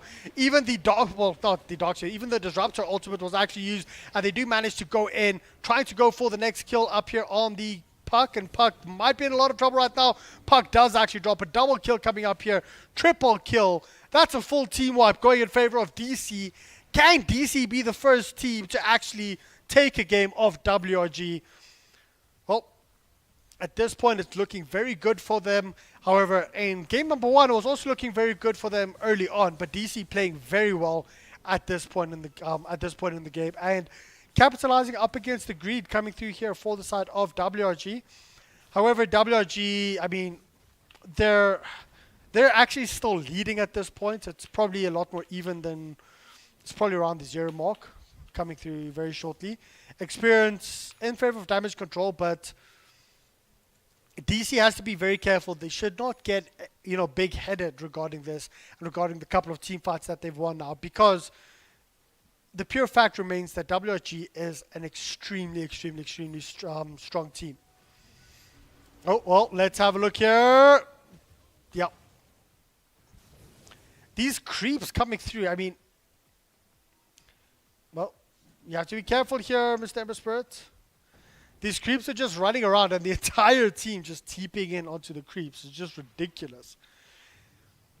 And this is what I was saying. WRG is a team that will come through even when they're behind. Never mind when they're actually even or ahead a little bit. Well, they're a little bit behind now. But they do have late game. They do have the experience and the know-how to actually come back from over-greeding themselves a little bit too much. But can DC actually, well, Yeah, more TPs coming in. Let's see if DC can actually do this and can take a game coming through. They actually do manage to get a good vac wall into 2 right now. They do actually get who's going to be the first one to drop from this. The Ember Spirit might actually fall. This is very problematic for them, but there you go. Medusa does actually get the first kill off, and will they actually be able to get anything more from this? It's a 1-for-2 trade-off, but still favoring the side of DC just a little bit. Well, Spirit Breaker just right-click the puck, dude. Just right-click the puck. Hope for a good bash. And unfortunately, this is where WRG really makes their mark. They're splitting up the fight in 3 different places. And maybe Ember Spirit should have actually bought back, come into his remnants and just help finish them off.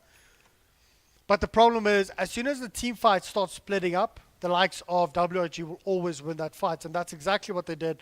They took the initial fight there, the last 2 heroes. But then the rest of the fights were here, here, and here.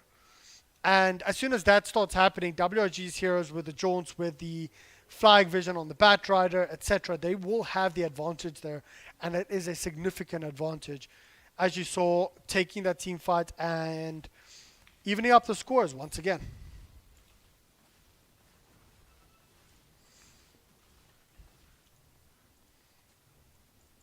Oh, let's have a look there. You see more TPs coming in. TP, just going crazy. Oh, WRG. Come on, man. Just having these creeps just running around. And how many do they actually have? I actually want to see if they have more than one. No, I think it's only the one Home of the Dominator up. I thought they might have actually had more. But Hummel the Dominator up, meanwhile, kind of pushes up here top lane. They do, of course, still. WRG does have a tier 2 tower, so are they going to fall back defend, or are the TPs on cooldown still for 5 seconds? Yes, but they'll still actually be able to get back to the tower if they want to. Otherwise, they'll just push out towards the bottom lane. Keep in mind, Rosh is also still up, so any of the 2 teams can actually go for this Aegis if they want it. Medusa slowly but surely building up towards that Manta style, still quite a ways off. Ember Spirit does have a soul booster up. Going in towards that Octarine core, of course, reducing the cooldown on all of his spells, including his talent tree 15% cooldown reduction as well. So he's just constantly going to be able to put out the Sleight of Fists, put up the Flame Guard. Let's have a look. Do they actually manage to get the kill here onto the Earth Spirit? Ember Spirit does not.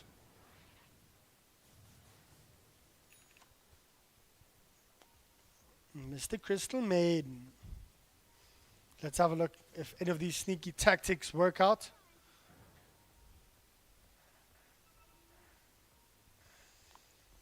Very good ward placement here from the side of WRG. Does scout out the entire movement of DC coming through. And Crystal Maiden still just chilling here. I don't think he will be scouted out anytime soon.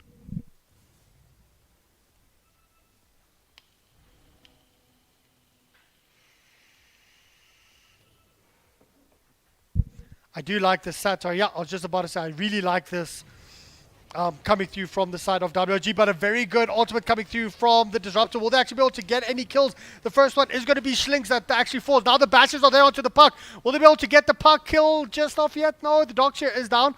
Puck is still out of, well, puck is still alive at that point. Now they're turning around. They want to go onto the Terrorblade, but Terrorblade is still going to make it out at this point. So it's a 2-for-1 trade-off. It was a very good fight coming in for the side of WRG, of DC, but they just split up the fight way too much. Once again, leaving their carry, and now they're trying to go in and counter up. They should have stayed here and took the fight, but they were fighting here, they were fighting here, they were fighting here, and DC just losing composure just a little bit. Guys, you don't always have to take a team. Well, have to take a fight. Get a pick off. You got the initial pick off. If more of them were here, the puck would have died, and then just back out.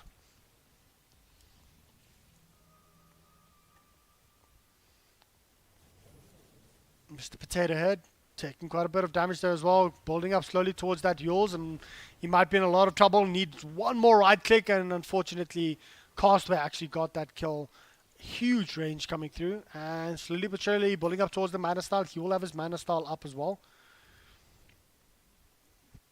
The charge is coming through. Does actually go through onto a couple of heroes right there. Spirit Breaker might be in a lot of trouble right now. There's a vacuum coming through.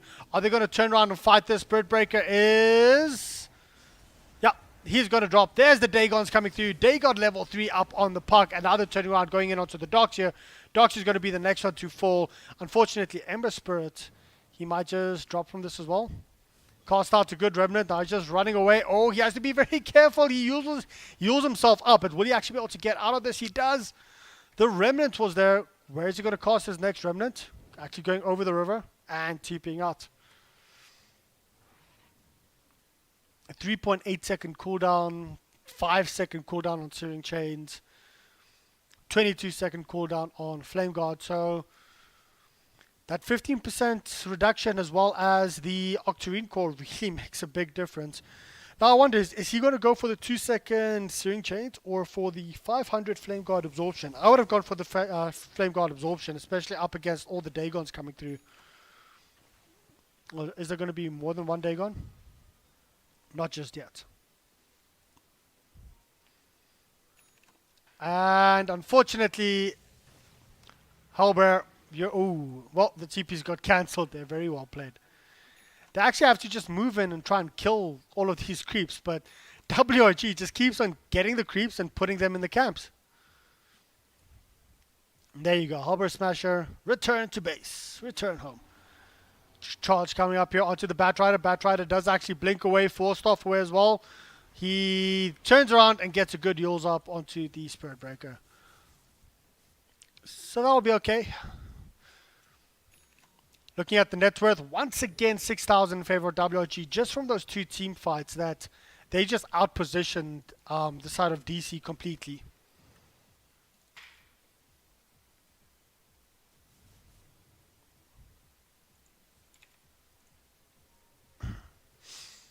Oh, it seems like Medusa's going to go back and farm. She really wants to have her Manta style up. It's taking an extremely long time. And at this point though, the Alpha Wolf, they actually do manage to scout out Medusa. Medusa might be in a lot of trouble right now. They're going to all TP into the Medusa. Nope. They actually want to turn around and go onto the puck right now. Puck will not actually be able to get out of this one. This might be very problematic for the puck. The puck might actually drop from this. There you go.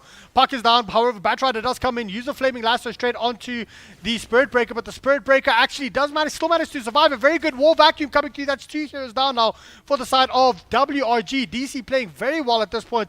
And there you go. Castaway is turning around, coming in onto Mr. Potato Head, but Mr. Potato Head goes invis. Now they turn around. They want to go in onto the Terrorblade. Once again, Terrorblade is just running for his life. However, they have to be careful because he might just turn around and sunder someone. Yeah, there you go. Sunder straight in onto the Ember Spirits, and now he's turning around. He's going man mode at this point, but he dies as well.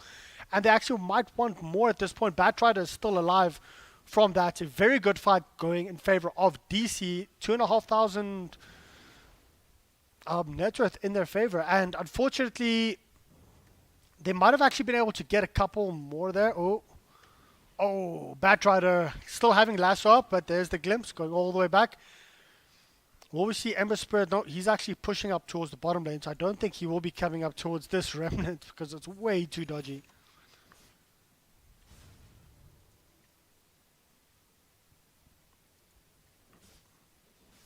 And very well played. Let's currently have a look at the kills at this point. Ember Spirit sitting at 14 for 4 versus Castaways 4 and 6, 11 and 6 on the Santo, and 10 and 3 on Chadawi. So Ember Spirit keeping the side of DC in the game at this point, and they really have to try and kill this Alpha Wolf. There's a smoke rotation coming up here. Nick unfortunately gets scouted out instantly, and I think he will die from this. No charge, no nothing, but it was a smoke for a support. So I think they'll be very happy because that could have easily have been the Medusa, and Medusa does not have buyback at this point. Of course, Ember Spirits, let's actually have a look who does have buyback. I think the Ember Spirits will have buyback. Let's quickly have a look at the buyback status. Only the Ember Spirits as well as Castaway having buyback out of the entire team. So DC slowly but surely making sure that they try and keep the aggro on the side of WRG, gaining a little bit back again, sitting around 5,000 net worth favor. I think another big team fight could swing it completely back to zero if they were to take it. But DC doing the right thing, going in towards Rosh at this point, and I think they actually might be able to take Rosh without WRG knowing. But the TPs are there, and this is that ward scouting everything out, and let's actually have a look.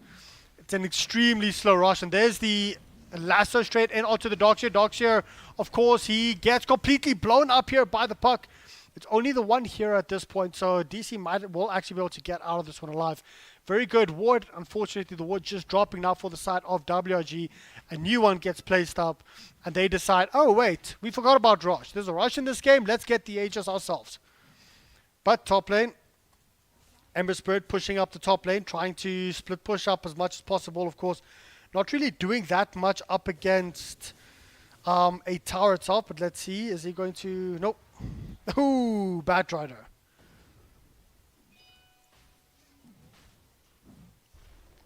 We're going to see any sneaky shenanigans? Nah. Castaway picks up the Aegis. Now, all of a sudden, WRG just looks twice as strong. Because with this Aegis up on the Terrorblade, I mean, previously they could focus down the Terrorblade, literally kill him off with a Static Storm. But now, with that Aegis up, it's going to be extremely difficult to try and kill him as well as focus the rest of the team. And there's a Dagon up on the puck, level 5, I think, by now. A Donny Dagon.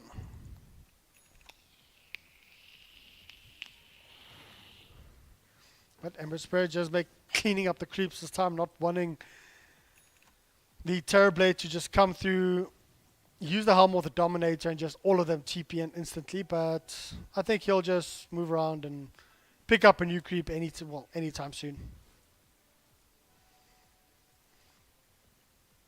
38 minutes into the game right now. There's a Invis Rune. Who's going to pick it up? Yule Scepter. And they'll actually scout out the Bat Rider's Invis Rune. That instant calls for back. Disruptor is still hanging around here.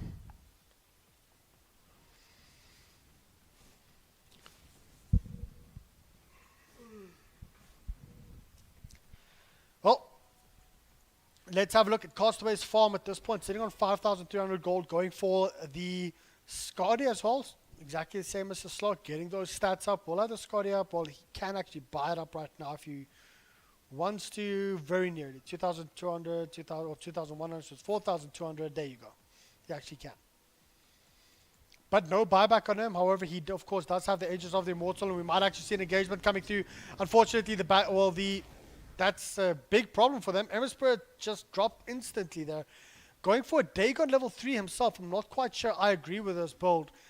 Trying to overgreed your enemy team when you were doing extremely well. Maybe wanting to get that last bit of damage to try and burst down the Terrorblade. But unfortunately, Spirit Breaker might be in a lot of trouble right now. He goes in for his ulti. He actually just wants to try and get a kill on the puck. But it's not actually going to work. The puck is still alive. He's going to come back, but blink out. Puck still has a earn charge on him. Unfortunately, it's not going to be enough. Now they turn around. They want to go in onto the Medusa. Medusa already used the Stone Gaze, and it's not going to be enough. This might actually just be the beginning of the end for the side of DC.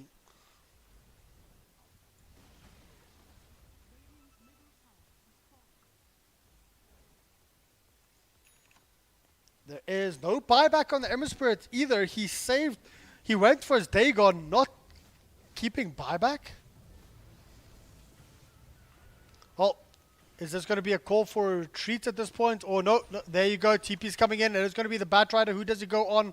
Unfortunately, not onto anyone at this point. There you go. Gets the lasso onto the Disruptor. Disruptor, of course, does not have a Static Storm. But will he be able to actually get anything off? There is a kinetic field if he needs to use it. I think he might just need to... Well, they actually do manage to get a glimpse of onto the Earth Spirit. Earth Spirit just rolls away. Not the person that you actually want to glimpse. Now you turn around going in onto the puck. The puck does manage to actually get the kill onto stunt on the Darkseer itself. They turn around. Will they actually be able to get anything further from this? Unfortunately, well, Whelp is still there, but he actually gets completely destroyed here by the illusions. That's a buyback here on the Dogs here as well. Dogs here getting a charge off. Who's the charge going to actually go onto? It is going to be onto the puck right now. They do, however, manage to get the Aegis off, and that is Schlink's down as well. Will they be able to kill up Castaway for a second time? Castaway does not have Metamorphosis, so this is the best time for them to actually fight if they want to, but the puck comes in, manages to get a good silence. There's the Veil of Discord as well as the Dagon being used, but it's not enough to actually get any kind of further kills. And the Ember Spirit trying to go for a good searing change, but there's the charge up on the Earth Spirit right now. He manages to go for a blink, but very good, very well done. Blinking all the way back, making sure that the rest of his team can actually get out of that one alive. And a lot of buybacks used. Also a buyback also on the Earth Spirit. Maybe a wasted buyback there. So not quite sure who that team fight went to. However, the Medusa did actually buy back, and the Medusa really needs a lot of gold. Ember Spirit. This Dagon build, buddy. Why? Why? I know it's to try and deal with the Terrorblade, but I'm not the biggest fan. However, DC decide to push up right now. Of course, there is no Earth Spirit for the next 60 seconds. And now they're going to be pushing up. There's the Blink forward as well as the Lasso straight in onto the Spirit Breaker. Spirit Breaker still alive. He actually does pop his Blade Mill and he drops instantly. But Puck might be in a bit of trouble right now, popping the Dagon onto that as well. And will they actually be able to get any kind of kills onto the Darkshire? Darkshire just gets completely blown the hell up. Now they might want to go for more. Medusa, there's the stun up on the Centaur. And unfortunately, Medusa, you're dead, buddy. Doesn't matter how strong you are right now. Unfortunately, this time the Disruptor was not in range to actually try and help out. To be honest, Disruptor has to be closer to the fight because he has to be able to try and glimpse or at least use Scepter every time that the Batrider comes in, because every time he does that, they actually win the fight. Every time he can't get that done, they lose the fight. So let's have a look and see right now. Earth Spirit still doesn't have buyback. Ember Spirit, sorry. Ember Spirit wrapping around. He wants to just try and delay the push as much as possible. Well, there's the first layer of racks. A lot of TPs coming through. Castaway TPing onto the creep right now. Unfortunately, Disruptor just falling instantly. And DC playing a very good fight, trying to do as much as they could up against the powerhouse of SA Dota, that is WRG. But 43 minutes into the game, surviving longer than most. I have to say, I'm quite surprised. DC playing extremely well at this point. But WRG sort of overgreeding themselves. And there you go. This time at least the users onto the Batrider, making sure that the Batrider does not get a lasso off. Will they actually be able to get anything further from this? There you go. Spirit Breaker actually comes in, uses his Blade Mail. And is there going to be a Dagon up onto the Spirit Breaker? Waiting to try and kill steal. Unfortunately, it's not going to be enough. The kill steal is not there. 2 lanes of racks. Well, Ember Spirit does have buyback right now, but with 2 lanes down, maybe just buy. Yeah, he's buying up. Dagon level 5. No buyback for him at this point. And are they going to be able to get anything done? Medusa ultimate coming in. Is this actually a bait coming through here from the Earth Spirit? Earth Spirit does not have magnetized at all. Ember Spirit managing to get the Dagon kill in return. And let's have a look here right now. There's 3, level 22. Getting the extra gold per minute. Let's have a look at the skill trees quickly. Ooh. Are they going to... Is DC going to defend this? Nope. Don't think they are. Skill trees coming in. It is, of course, 20 attack speed. Intel. Oh, wait. I do hear some kind of initiation. There's the BKB up, as well as the lasso onto the Ember Spirit. Ember Spirit just drops instantly. Of course, Disruptor does not have Aghanim Scepter up just yet, so the Dagon's still lost, and I think this is GG coming through. Terrorblade sitting on level 25 might actually minus 30 seconds, Sunder cooldown, or 15 to all stats. I would have gone 15 to all stats if I was him. Just building up that stats, and I mean, currently sitting on 2700 HP, as well as 32 armor. But yeah, Santo currently sitting with 18 and 6 with that Dagon level 5 as well as the refresher orb. I think he literally just used the refresher previously to Dagon, or literally to refresh the Dagon. That's just so ridiculous. Smoke is used. Let's have a look. Is there any kind of counter engage coming through here from the side of DC? DC does have Stone Gaze. Unfortunately, the blink is there moving forward, but unfortunately, what actually cancelled the blink up here onto the Medusa? I don't actually know. Medusa uses Stone Gaze. Let's see if that actually does manage to do anything. There's a couple heroes that are actually stoned up, but it's just not going to be enough. There's a Dagon level 5 here up onto. There's the GG's up on the Earth Spirit, but will the Earth Spirit be able to get anyone? Unfortunately not. He goes all the way back into base. He's trying to move forward, get that last kill. GG, thanks for the game. So very well played. White Rabbit Gaming beating DC 2-0. Still remaining undefeated, but DC giving the guys from WRG just a little bit of a scare towards the mid-game stage of this game itself, and played actually very well. So congratulations to DC for putting up one hell of a fight.